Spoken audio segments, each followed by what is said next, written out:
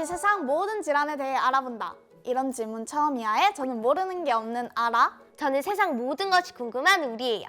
오늘도 몰랐던 의료 지식을 알아보는 뜻깊은 시간이 되어보자고요. 오, 오늘따라 의지가 남다른데. 그래서 준비한 오늘의 주제는 청소년들의 스트레스 관리와 감정이에요. 오, 제가 요즘 엄마한테 자주 듣는 말이에요. 너 왜 그래? 사춘기 되면 다 이래? 그런데 저도 안 그러고 싶은데 자꾸만 기분이 오르락내리락 해요. 우리뿐 아니라 저도 그렇고 많은 청소년들이 사춘기를 겪으며 여러 감정 기복을 느끼고 스트레스도 받을 텐데요. 오늘은 사춘기 청소년들과 부모님에게 도움이 되는 이야기를 나눠볼까 해요. 서울대학교 어린이병원 소아청소년 정신과 김북년 교수님이에요. 안녕하세요. 네, 안녕하세요. 반갑습니다. 네, 오늘 혹시 평소에 궁금했던 거나 물어보고 싶었던 게 있으면 마음껏 물어봐 주십시오. 제가 할 수 있는 한 다 말씀드리겠습니다. 네, 교수님, 첫 질문은요.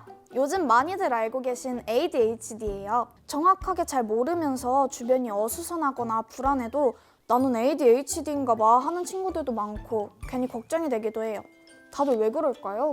ADHD는 사실은 어릴 때부터 나타나는 문제이기 때문에 청소년기 때 갑자기 나타난다고 해서 ADHD라고 걱정할 필요는 없습니다. 그럼 그게 ADHD는 아니라는 말씀이시죠? 그렇단 얘기죠. 그런데 사실은 그럴 수도 있고 아닐 수도 있어요. 왜냐하면 우리가 어린 시절의 발달을 정확히 다 알 수 없잖아요. 그리고 주의력이라고 하는 건 어린 시절엔 잘 활용되지가 않기 때문에 주의력 결핍이 있었다 하더라도 잘 확인하지 못할 수도 있고요. 그래서 지금 내가 보이는 집중력이나 이런 충동 조절이나 행동 조절에 어려움이 있을 때 아닐 수도 있고 ADHD일 수도 있는데 그걸 명확히 하는 검사들이 있고 그걸 명확하게 해주는 그 이전까지의 병력 확인 작업이 꼭 필요합니다. 그런데 최근에 제가 이렇게 보니까 이런 주의력이나 집중력이나 행동 조절 능력이 떨어지는 일들이 환경적인 요인 때문에도 생긴다는 걸 알게 됐어요.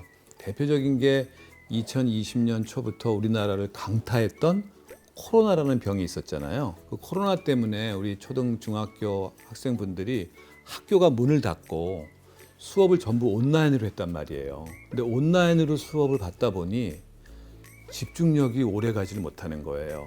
온라인 수업 받아보셨죠? 스크린만 보고 집중을 10분, 20분, 30분, 40분 하기가 쉽지 않죠. 그러니까 온라인 수업을 하게 되면 어른들도 건강한 어른들조차도 집중력이 떨어집니다.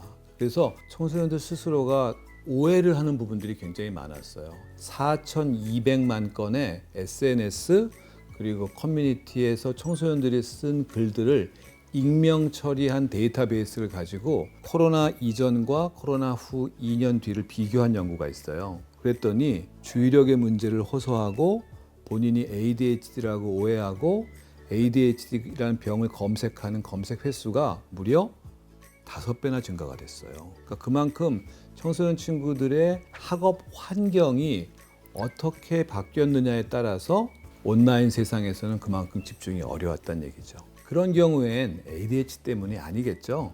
환경 문제 때문에 그런 거예요. 집중을 할 수 없는 온라인 숙제, 온라인 과제, 온라인 강의 여기에 집중을 할 수가 없었던 이유죠. 어른들은 아이들이 무슨 걱정이 있어서 스트레스가 있냐라고 오해하시지만 우리도 스트레스를 많이 받아요. 친구 관계도 그렇고 학업도 그렇고요. 그런데 어떻게 풀어야 할지 몰라서 괜히 짜증내고 화내기도 하는데요. 어떻게 하면 스트레스를 줄일 수가 있을까요? 우리 청소년 여러분들이 스트레스를 조절할 수 있는 방법이 몇 가지가 있어요. 그중에 한 3가지만 말씀드릴게요. 첫 번째는 자기의 스스로에 대한 생각, 스트레스에 대한 생각을 좀 전환해 보는 거예요. 나는 스트레스를 절대 받기 싫어. 스트레스는 정말 나쁜 거야.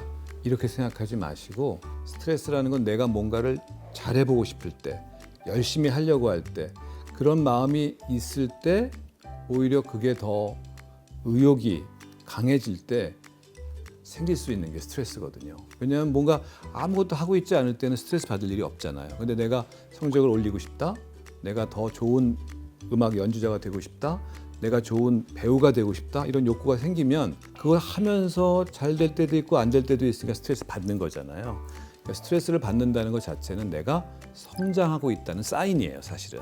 그러니까 스트레스를 내가 너무 나쁘게만 보지 말자. 이런 마음을 가지시면 좋을 것 같고, 두 번째는 스트레스가 실제로 이제 다가오게 되면 마음에서의 변화도 있지만 몸의 변화가 많이 나타납니다. 대표적인 게 긴장을 많이 하니까 입이 마른다거나 근육이 딱딱해진다거나 땀이 난다거나 이런 느낌들이 많아져요.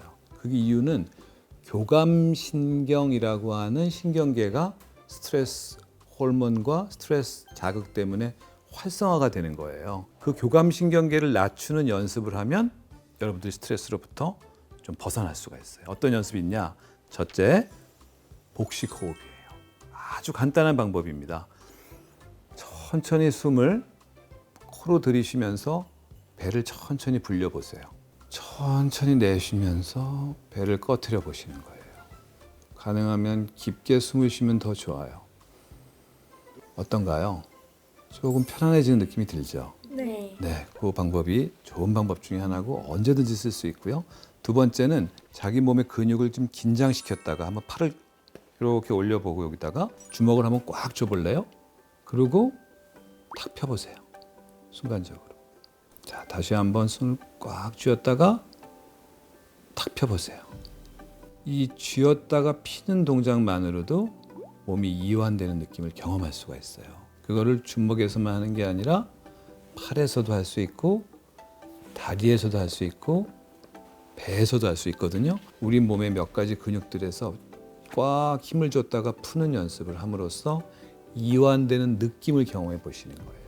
그것도 교감신경을 이렇게 가라앉혀서 스트레스 호르몬을 줄이고 긴장감을 줄여줍니다. 이런 연습을 꼭 하시고 잠자기 전에 호흡 연습하면서 이완 연습 같이 하면 잠이 금방 들어요. 그럼 운동은 어떨까요? 전 운동을 진짜 자신 있는데. 저는 크게 세 가지의 활동이 청소년기의 스트레스를 낮추는데 굉장히 효과가 있다고 보는데, 첫 번째는 운동이고요. 두 번째는 예술 활동이에요. 예술 활동이란 그림을 그리거나 좋아하는 음악을 듣거나 또는 악기를 연주하거나 이런 활동들도 자기의 정서적인 측면을 강화해서 스트레스에 대한 저항력을 길러준다고 되어 있습니다. 세 번째는 문학 활동이에요. 즉 책을 읽는 겁니다, 여러분.